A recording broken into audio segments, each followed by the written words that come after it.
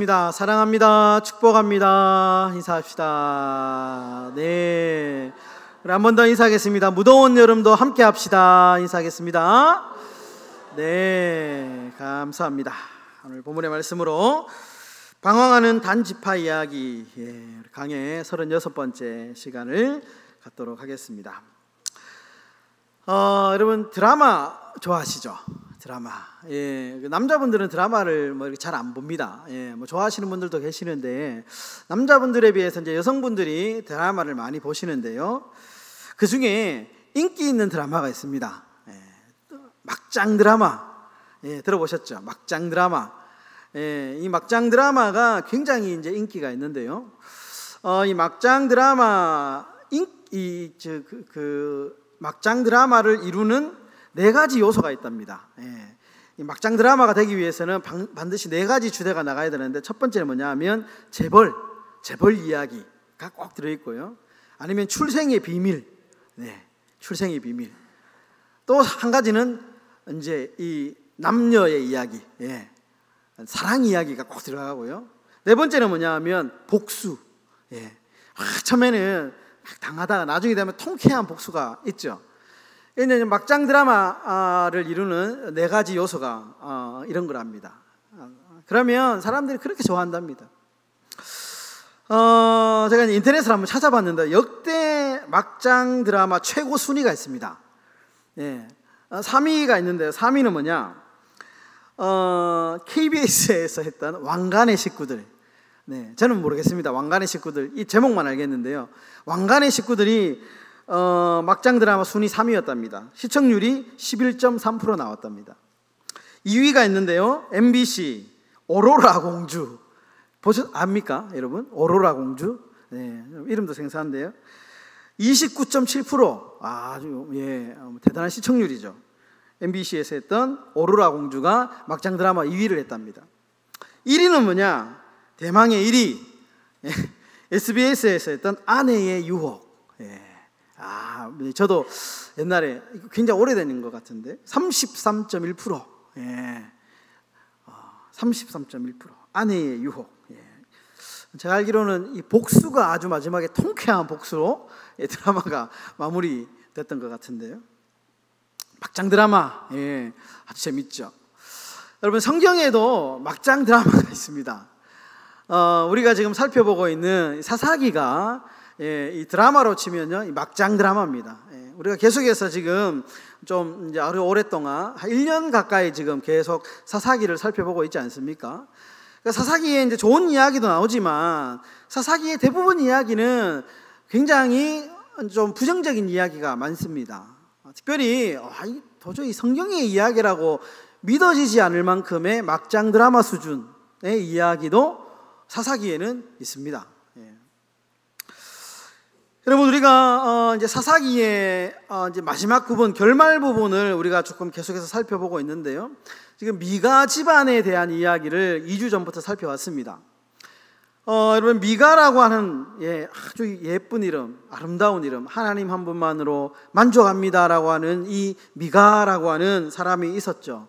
그런데 이 미가는 자신의 이름대로 살지를 못하는 사람입니다. 이 미가 집안에 미가의 형제 부모님, 어머니가 있는데요. 이 사람은 집안에 신당을 만들어 놓고 우상을 섬기면서 그렇게 자기 집안의 복을 빌고 있는 신앙이 병든 사람입니다.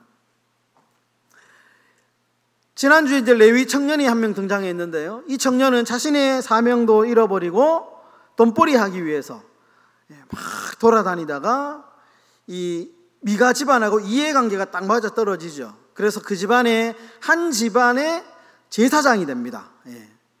조금 강한 표현으로 똘마니 제사장. 그 집안에 복을 빌어주는 제사장이 된 겁니다. 여러분, 오늘 본문에는 이스라엘 12지파 중에 한 지파의 이야기가 나오는데요. 단 지파의 이야기가 나옵니다. 그런데 여러분, 오늘 이야기도 앞에서 소개된 이야기들 못지않게 굉장히 충격적인 내용들이 많이 나옵니다. 여러분, 1절을 한번 먼저 보시도록 하겠습니다. 1절에 보시면 이렇게 말씀하죠. 그때에 이스라엘에 왕이 없었고 여러분 이 패턴, 왕이 없었다라는 말은 계속해서 나옵니다. 단 지파는 그때에 거주할 기업의 땅을 구하는 중이었으니 이는 그들이 이스라엘 지파 중에서 그때까지 기업을 분배받지 못하였습니다. 자, 여러분 1절을 가만히 보면요, 1절만 보면 단 지파가 아직 땅을 못 구한 것처럼 이렇게 되어 있잖아요. 못 구한 것처럼. 그런데 아닙니다.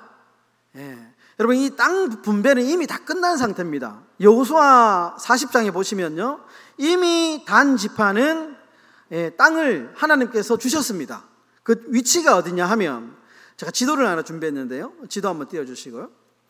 잘 보이실지 모르겠는데 여러분 제가 지금 빨간 동그라미를 2개 쳤습니다. 밑에 동그라미 있잖아요, 길쭉한 밑에 동그라미가 단 지파의 땅입니다. 지중해 바닷가 근처죠. 그러니까 단 지파가 받은 땅이 어디냐 하면 조그마한 베냐민 지파 있잖아요, 중앙에. 베냐민 지파 바로 옆에 단 지파의 땅이 있습니다. 해안가로 아주 좋은 땅입니다. 해안가니까 먹을 거리가 얼마나 풍부하겠습니까? 그러니까 한마디로 기름진 땅, 좋은 땅을 단 지파가 받았습니다. 그런데 오늘 본문에는 마치 단 지파가 땅을 받지 않은 것처럼 이렇게 이야기하잖아요. 그러면 이제 여기서 우리가 질문을 더 던져봐야죠. 왜 그러면 땅을 받았는데 단 지파가 자기 땅 놔두고 지금 왜 방황하고 있느냐, 돌아다니고 있느냐, 이렇게 질문이 생기는 거죠. 거기에 대한 답은 오늘 본문에는 나오지 않습니다. 왜 지금 자기 땅이 있는데 왜 단 지파가 막 돌아다니느냐. 그런데 이제 뉘앙스는 좀 나오죠. 근데 결정적인 그 힌트가 사사기 1장 34절에 나옵니다.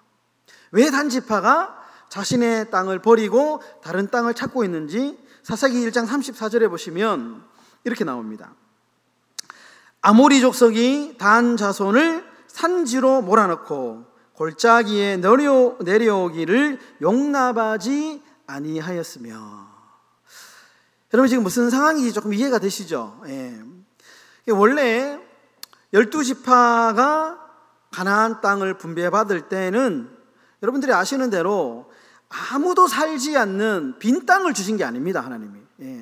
하나님께서 출애굽한 백성들에게 이제 가나안 땅을 이제 입성을 하고 난 뒤에 땅을 다 분배를 하시잖아요. 그런데 비어 있는 땅을 주신 게 아니라는 겁니다. 사람이 다 살고 있는 땅을 주셨습니다. 원래 원주민들이 그 땅에 살고 있었습니다.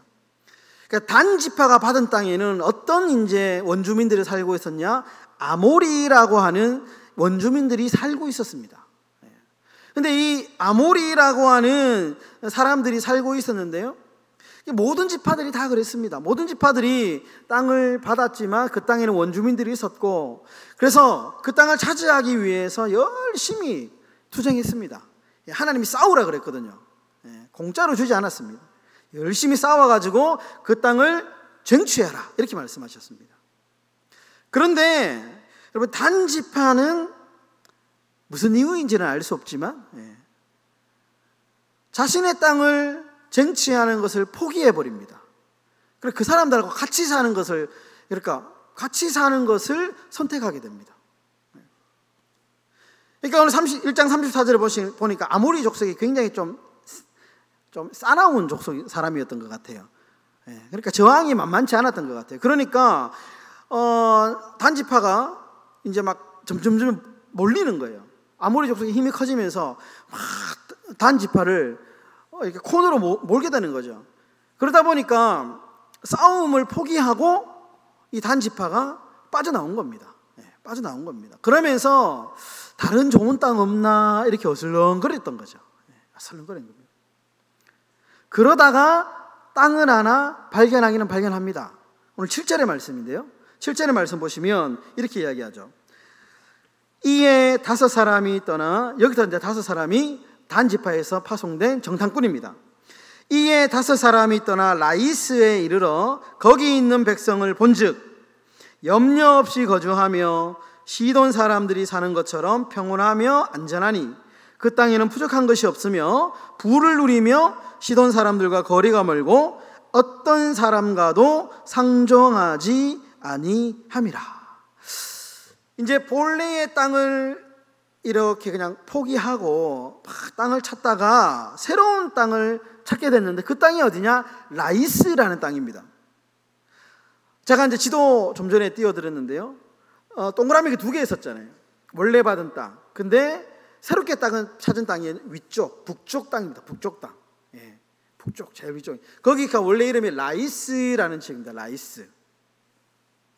그런데 단지파가 거기 보니까 너무 평온하거든요.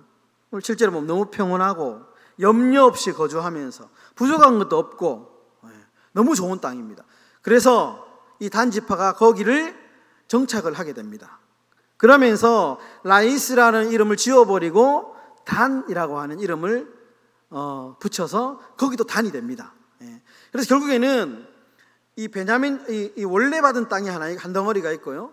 이 사람들이 다니다가 새롭게 얻은 땅, 단이라고 하는 2개의 땅이 이렇게 생긴 겁니다. 여러분 옛말에 이런 말 있잖아요. 처자식 버리고 나가면 잘 먹고 잘 살아야 되잖아요. 그런데 여러분 단지파가 오늘 보니까 그 땅이 좋은 것 같아요. 너무 살기 좋은 것 같아요. 그러면 잘 먹고 잘 살아야 되잖아요. 앞으로. 어쨌든 자기 땅 버리고 갔으니까요. 그런데 잘 살았을까요? 아닙니다. 충격적인 일이 하나 발생하는데요. 어느 순간에 이 단지파가 성경의 역사에서 사라져버립니다. 이름이 사라져버립니다.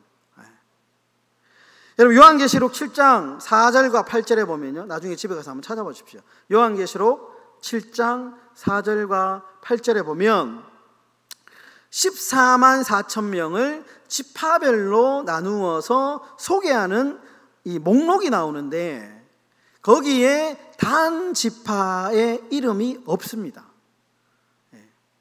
단 지파의 이름이 없어요.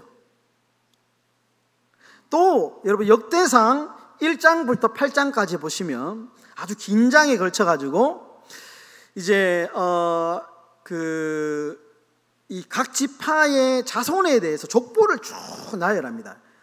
1장부터 8장까지. 그런데 여기에 단 지파가 없습니다.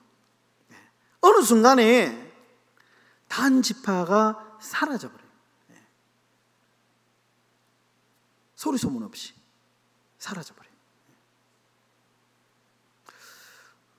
여러분 우리가 오늘날 참 편안한 시대에 살고 있죠. 참 편안합니다. 버튼 하나만 딱딱딱 누르면 다 되는 세상이고요. 모든 분들이 다 컴퓨터 한 대씩 다 가지고 다니시잖아요. 손에 다 들고 다니시면서 모르면 이거 누르면 웬만하면 다 해결됩니다. 다 해결됩니다. 너무 편한 시대에 살고 있습니다.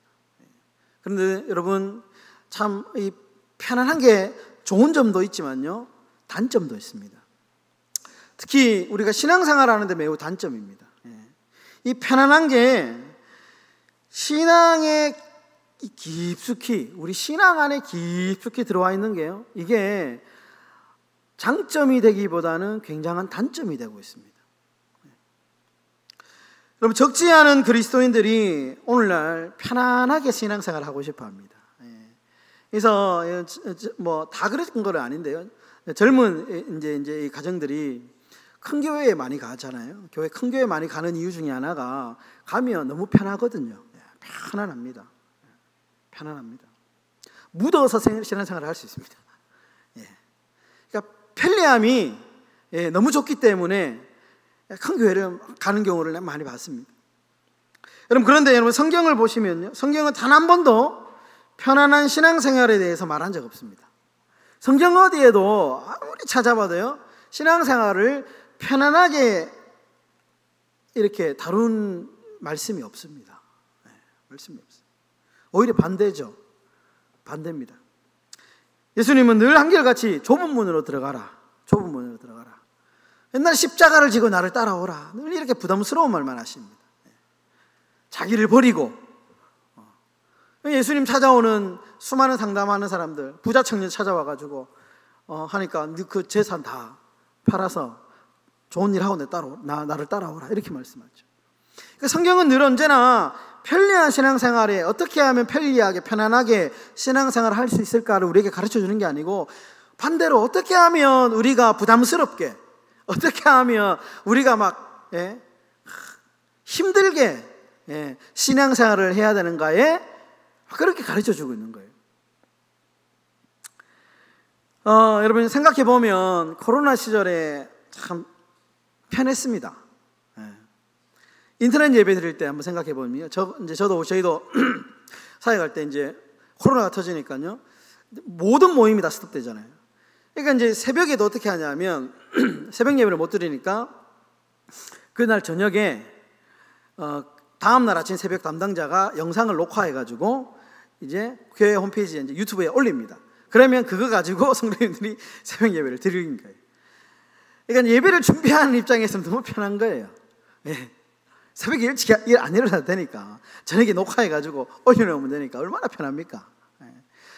이제 코로나가 한창 막 창궐할 때 이제 휴가를 제가 맞이해 가지고 저희 가족하고 휴가 때면 늘 이제 저는 저희 처갓집 있는 거제도에 와 가지고 뭐 시간을 많이 보냈거든요. 주일날 예배를 드리러 이제 가야 되는데 코로나니까 예배를 못 드리는 거예요. 그래서 제가 이제 저희 가족들 데리고 아이들은 집에 놔두고 저희 아내하고 장모님 집 밑에 있는 큰 교회가 있어가지고 거기 예배를 한번 드려봐야 되겠다 싶어가지고 이제 갔습니다. 그런데 입구에서 막더라고요. 막으면서 들어갈 수 있는 유일한 방법이 있는데 등록하면 보내준다 이렇게 얘기하더라고요. 등록해라고. 다른 교회 부목사인데 거기 등록하면 안 되잖아요. 그래가지고 결국에는 나왔습니다. 나와가지고 교회를 이제 못 들어가는 거예요. 아예 코로나니까 딱 막아놓으니까. 그래서 어떻게 했냐면 할 수 없이 스타벅스 카페에 들어가가지고요 제가 사회 가고 있는 본교회 그 영상 예배 틀어놓고 거기서 예배 드렸습니다. 커피 한 잔 시켜놓고. 얼마나 편한지 좋더라고요. 너무 좋더라고. 이렇게 막 커피 마시면서 편안하게 누가 뭐 머쓱하는 사람 있나 뭐 커피 닫으면 커피 리필을 시켜가지고 먹으면서 예배 드렸습니다. 너무 편하게 예배 드렸습니다. 여러분 그런데 한번 캄캄히 한번 생각해 보십시오. 여러분 이 편안함이 영적인 유익이 있을까요? 여러분 코로나가 지나고 난 뒤에 교회가 어떻게 됐습니까? 반토막 났습니다. 교회가 재정적으로 어려운 교회들은 다 문 닫았고요. 지금도 어려움을 겪고 있습니다. 회복이 안 됩니다. 정상적으로 회복이 안 돼요.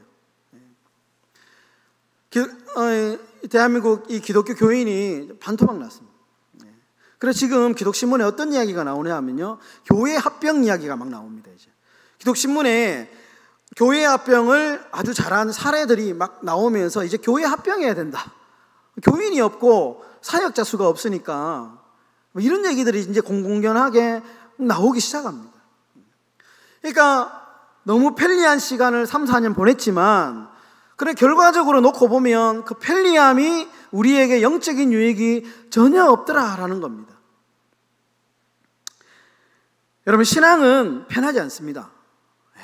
죄송하지만 신앙은 편하지 않습니다. 날마다 끊임없는 영적인 투쟁의 연속입니다. 여러분 내적인 갈등이 정말 심하고요. 정신적인 투쟁이 매일 일어납니다.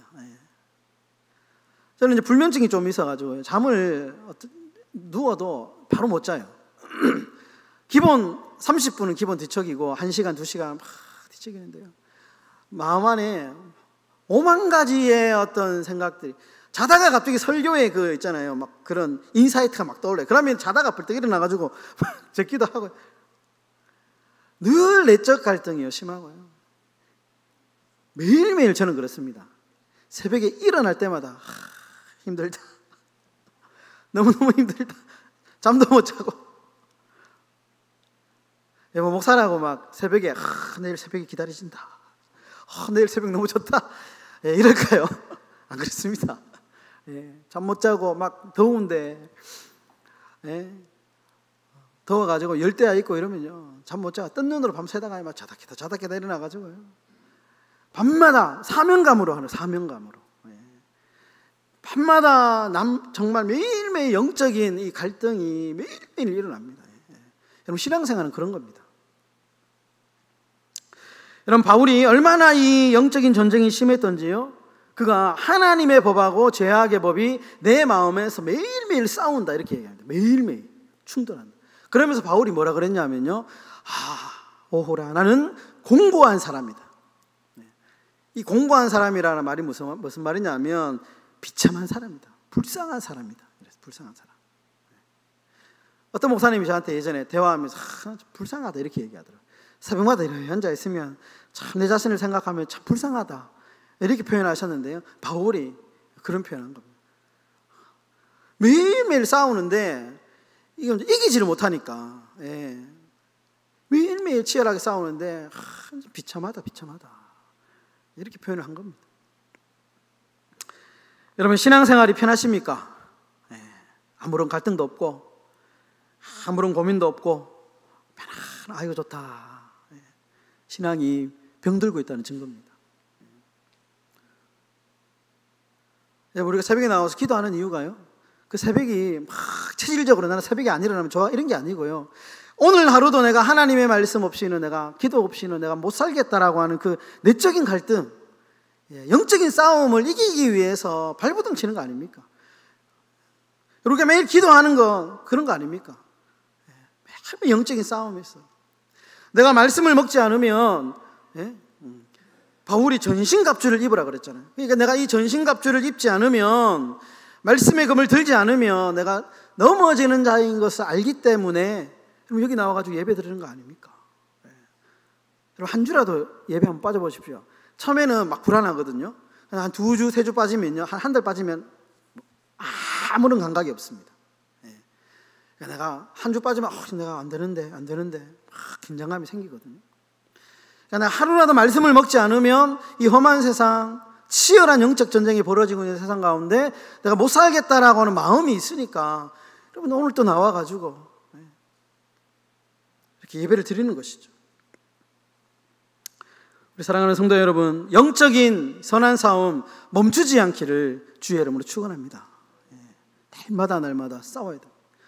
한 가지 싸움을 여러분들에게 제안하는데요, 여러 가지 영적인 싸움이 있겠지만 거룩을 지키기 위해서 싸워야 됩니다. 거룩. 여러분, 단 지파가, 오늘 이 본문에 나오는 12지파 중에 이 단 지파가 사라진 결정적인 이유가 있습니다. 그 사람들이 뭐 하나님 주신 땅을 버리고 다른 데 가서 땅 얻어가지고 하나님 괘씸해가지고 이 단 지파를 멸한 게 아니고요, 단 지파가 사라진 결정적인 이유가 뭐냐면 우상 숭배 때문에 그렇습니다. 단 지파가 이 자신이 새로 얻은 이 라이스라고 하는 곳에서 황금 송아지를 세웁니다.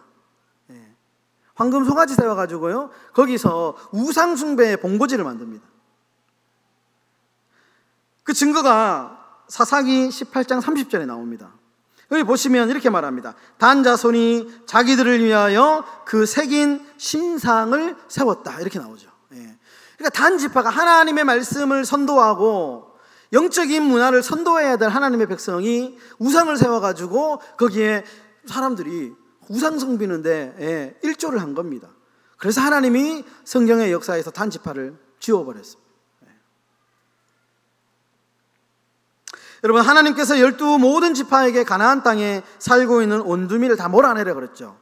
그 이유가 있습니다. 그게 뭐냐 하면 거룩한 삶을 살기 위해서 그렇습니다. 그 사람들하고 같이 살다가 보면 섞여 살다 보면 이 문화를 받아들이게 되잖아요. 그러니까 처음부터 차단하기 위해서, 거룩을 지키기 위해서 그 땅 거민을 철저하게 몰아내라 이렇게 말씀하신 거거든요. 여러분, 우리가 거룩한 삶을 살기 위해서요, 매일매일 치열하게 영적인 싸움을 해야 됩니다. 매일매일. 여러분, 레위기 11장 45절에 이런 말씀이 있잖아요. 내가 거룩하니 너희도 거룩할지어다. 내가 거룩하니 너희도 거룩할지어다. 여러분, 오늘날 우리가요, 너무 바빠가지고요, 거룩을 잃어버려요. 거룩에 대해서, 이제 거룩이라는 단어가 아주 옛날 캐캐묵은 막 조선시대에 어떤 쓰던 단어처럼 요즘에 생소한 단어가 됐습니다. 거룩이라는 단어. 여러분, 밥불망자가 있거든요. 밥불망자. 밥불망자는 마음 심자와 망할 망자가 결합된 단어가 바쁠망입니다. 무슨 말이냐면요, 바쁘면 마음이 망한다는 거예요. 선조들의 지혜가 있죠. 그러니까 바쁠망자가 마음 심자에다가 이 망할 망자, 죽을 망자가 있는데, 이게 바쁘게 살면 마음이 망한다. 여러분, 이게 신앙하고 연결되지 않습니까? 여러분, 우리가 너무 바쁘게 살면 거룩한 마음을 잃어버립니다. 여러분, 거룩하게 산다는 것이 우리가 막 바쁘게 살다가도 우리의 마음을 챙기는 겁니다. 막 바쁘게 살기 위해서.